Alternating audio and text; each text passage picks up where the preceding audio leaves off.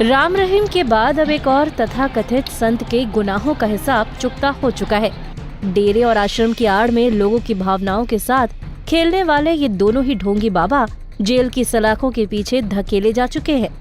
4 साल पहले लंबी जद्दोजहद के बाद गिरफ्तार हुए रामपाल को हिसार अदालत ने केस नंबर 429 में ताउम्र जेल में रहने की सजा सुनाने के बाद आज केस नंबर 430 में भी उम्र कैद की सजा सुना दी है। कबीरपंथी रामपाल को 5 महिलाओं और एक 18 महीने के बच्चे की हत्या के मामले में दोषी पाया गया है और कोर्ट ने मरते दम तक जेल के साथ साथ 1-1 लाख रुपए जुर्माना भी लगाया है।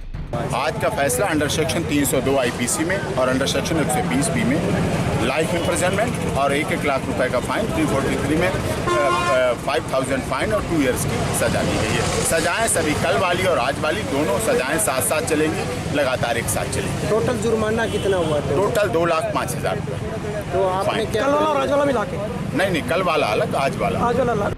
रामपाल के वकील एपी सिंह ने इस दौरान हिसार कोर्ट के फैसले पर कड़ी आपत्ति जताई।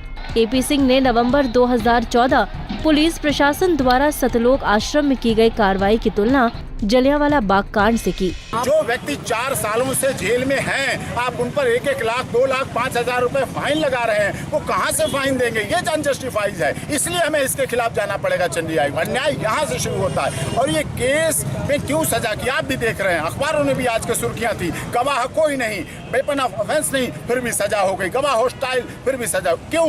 इसके पीछे एक बहुत बड़ा कारण है। कारण ये है क्योंकि संत रामपाल दास जी के फॉलोअर पर हरियाणा पुलिस ने जो बर्बरता कांड किया था, जो जलियांवाला कांड, सांड्रस भी अगर जिंदा होता वो शर्मिंदा हो जाता। किस तरह बच्चों और महिलाओं पर जो अत्याचार हुए, उस अत्याचार को छिपाने के लिए, हरियाणा पुलिस को मजबूती देने के लिए, उन्हें निर्दोष साबित करने के लिए जो सच्चे निर्दोष थे, जो असली निर्दोष थे, उन लोगों को दोषी बना दिया गया है इस केस में। एपी सिंह ने सरकार पर रामपाल को फंसाने का आरोप भी लगाया है। उन्होंने मीडिया से बातचीत के दौरान रामपाल द्वारा किए गए कार्यों का हवाला देते हुए उन्हें समाज सुधारक की संज्ञा दी।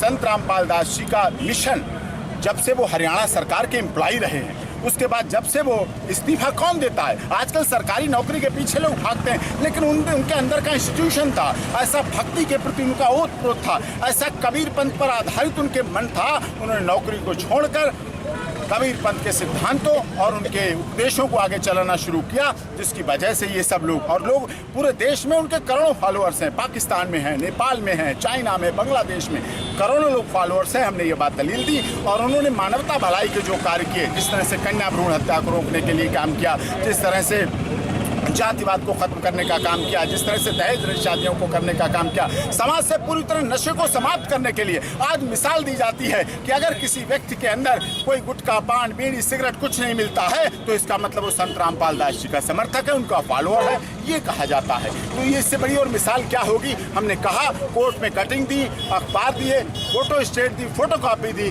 कि आप इनको देखें, गौर करें, लेकिन जल्दबाजी में फैसला जो लिया गया। हिसार कोर्ट ने रामपाल के साथ साथ उसके बेटे वीरेंद्र सहित 14 दोषियों को उम्र भर के लिए जेल में डाल दिया है। लेकिन इसके बावजूद रामपाल के समर्थक अपने संत के प्रति अडिग हैं और हिसार कोर्ट के फैसले को उच्च न्यायालय में चुनौती देने की बात कर रहे हैं। लेकिन अब देखना ये होगा कि आखिर क्या सतलोक से जेल लोक में गए रामपाल को हाईकोर्ट से कोई राहत मिलेगी या फिर उसे अपनी बची सांसें जेल की 4 दीवारी में ही लेनी होंगी। हिसार से विनोद सैनी की रिपोर्ट, पंजाब केसरी टीवी।